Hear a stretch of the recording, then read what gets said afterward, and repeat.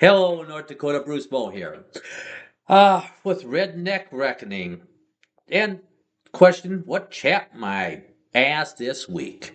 And it's a program that really irked me a lot was the conservative Scott Hennon and how he sees carbon capture being such a great thing and telling South Dakota because they're not voting the way they want the people of what the pipeline want them to vote, and the legislatures aren't doing what they want, and the people aren't, and they're protesting.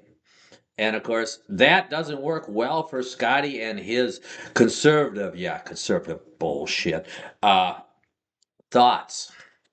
We'll talk about that right after we talk about something else. And they're pertaining to basically the same thing. Doge. Doge of North Dakota. I know somebody's been talking about that stuff, and I do believe Armstrong weighed in on it.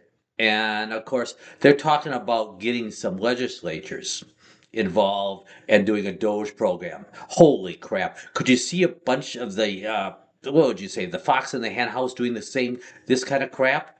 No, we do not need legislatures or Congress people or anybody appointed by those people to be doing the Doge thing.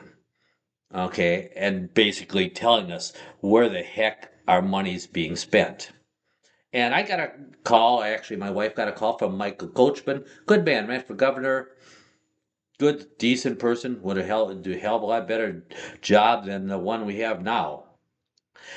He was telling me how I was wrong about having a bunch of people, or a number of people and some Congress people on the Doge committee. No, I talked to my wife, and my wife sit there and Mikey, he got me to thinking, damn, you're right. We can't have these people on these committees. Like I say, fox in the hen house, no, ain't gonna work. So we need about three, maybe four at the most, people that want to look through our records and our legislation and seeing where the hell the money is being spent poorly. And guess what? It's already being done, but we need somebody to be more active in getting this word out. If you look at some of the things we have over the years, this is just a report from last year and the monies that we spend in North Dakota. And I tell you what, some of this money is like, holy crap, this is lots of money. $8.21 million for health and human services. Getting close to, it's going to be up to $1 billion because there was a 28% increase from last year. Yeah, that's a lots of money. Here's one that is interesting. Uh, Charles Hofer, who will be, he's being hammered by the Commerce and Budget Department. $1.5 million. A lot, 105 million dollars. That's a lots of money that they're getting. And they're trying to sit there and basically all they do is try to entice companies to come in here. And I tell you what, they sit there and they are not. Ooh, all I'm going to say is that's going to be in for another show, and it's going to be an ugly one for if you want to know learn the truth. Here's some other things that are just kind of crazy little things that they uh, paid money for, that you guys paid money for, and me. I guess I was involved in it too. Uh, all ride bikes, all kids bikes. Basically, well, it's only like $1.8 million, but that's to teach kids how to ride a bike. One, I haven't heard or seen or nothing about it. So did they have a program where they spent almost $2 million on to teach kids how to ride a bike? I mean, that's a lots of money. I tell you what, I sit there and I joked about it the last time we had this budget thing here, and I said I go $100 for each school. I'll go there for an hour and a half, help the kids get on a bike. I mean, stuff like this has got to stop. All right. Here's one that's interesting to me too. I just about eight no $435,000 for the creation of the North Dakota Immigration Office. Okay. Uh, have you ever heard of anybody being taken away from North Dakota for the immigration department? Anybody? It's kind of interesting because I heard the other day that North Dakota is a sanctuary state. It kind of seems that way too. Nobody ever gets kicked out, but they still got money for it. It's interesting what's happening here. And money in North Dakota isn't a problem for anybody but the people that are working. I mean, you got this school trust fund, not quite $7 billion sitting in the bank or wherever the hell it is. The water resource department only almost a $500 million. What is that for? The legacy fund is up to over $11 billion now. That's your money too. Oh, okay. It came from the oil companies. We'll talk about that one later. Okay. North Dakota, here's lots of money. North Dakota Retirement and Investment Office, they have over $22 billion. Holy man, there's lots of money in North Dakota. WSI, over $2.1 billion. Ugly stuff. But now I'm going to get back to what chapped my butt a lot was the idea of carbon capture. Carbon capture is capturing carbon dioxide, capturing it, and of course you put it in a well or a hole someplace, and but of course now we're just going to try to help extract oil from it. Okay, fine and dandy.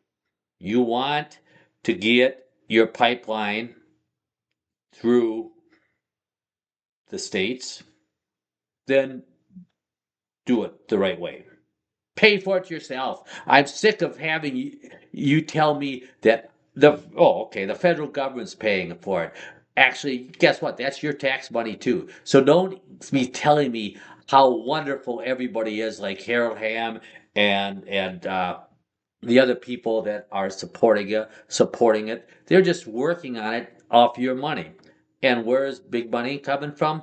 Oh, biggest investors: South Korea, China, Saudi Arabia.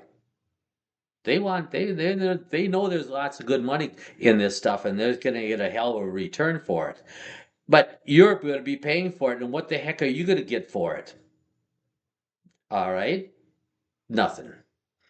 And I tell you what, here's it's really kind of bugged me because Hedden was being so sanctimonious about it and so rude about the South Dakota people that didn't want to roll over and didn't want the carbon capture or whatever reason they had to go through their land. Okay, 80% of them said yes. So 80% of the people that own property said yes, I will let them go through. 20%, those bastards, 20% of the people said no, I don't want you in my property. Oh, guess what? This is supposed to be America. Those 20%, I don't care if it's one person, he has an opportunity and he says he doesn't want you on your property. Hell, you don't go on his property. That's it. 20% of the people are not fools, Hedden. They are people that don't want this through their property. It's their choice. It's their property, you dumbasses. Okay, that just chaps my ass when somebody sits there and tells me that we have to do this. For one thing, it's a dumbass plan anyway. Well, I mean, getting out the CO2 is fine. I mean, it might work. Okay, I shouldn't say a dumbass plan, but it's a plan that includes everybody paying for it. People that have all the taxpayers, all the people are paying for this dang thing, and we're not going to get nothing out of it. Okay, but somebody's making a fortune. And somebody's making a fortune on that pipeline too. Okay, and it ain't us. It ain't us. It is not the people of North, South Dakota, Minnesota, Illinois, wherever the heck else this dang thing is pipelined through. 20% of the people said no, then it's done. Don't pull this crap about eminent domain like it's so important too. We don't need this. I mean, obviously they sit there and they tell you that, oh my God, this CO2. I just was listening to that bull crap from Hennon. Oh lordy, we got to get the CO2 because it's coming out of these factories that are like it's CO2 coming out of the factories is different than it's when cows are farting or people are breathing it out.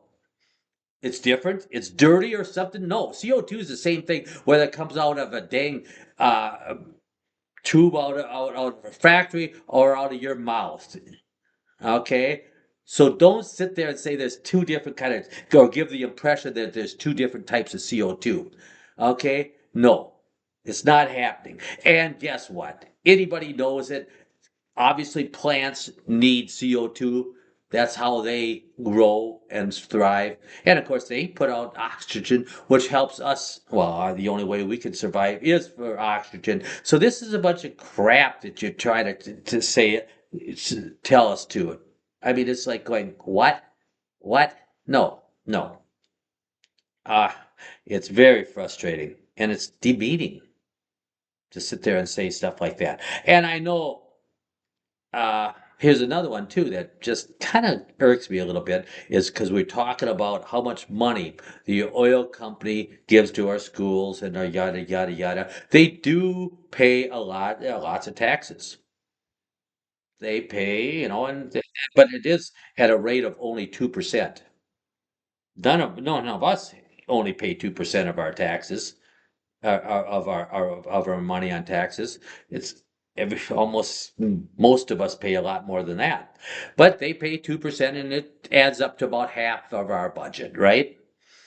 But the, aren't these wonderful oil companies? What's the truth about it? Who pays for it really? The companies are going to put it back into their cost. They don't pay anything. They're going to charge you more for their product, oil, gas, whatever, ethanol. So it's like going, no, they're not doing you any favors I mean, and stop telling us how wonderful these companies are. They're just doing, well, they're doing what they should. I mean, they have to do. They want to make money. You are still paying for it, buddies, by going to the tank, by paying for heating oil. No, they are not doing anything wonderful.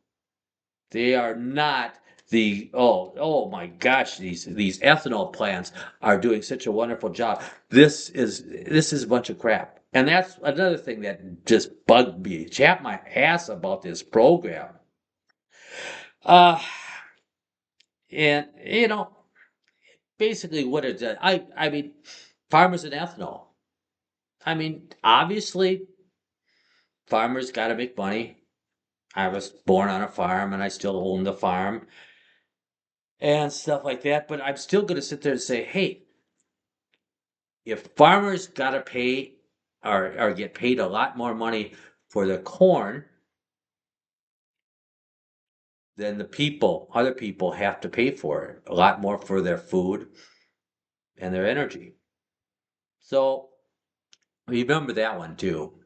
I'm not getting on to the farmers, but I'm telling you the facts that yes, people like Hannon and lots of the legislatures believe in what we call crony capitalism, where they're picking out winners.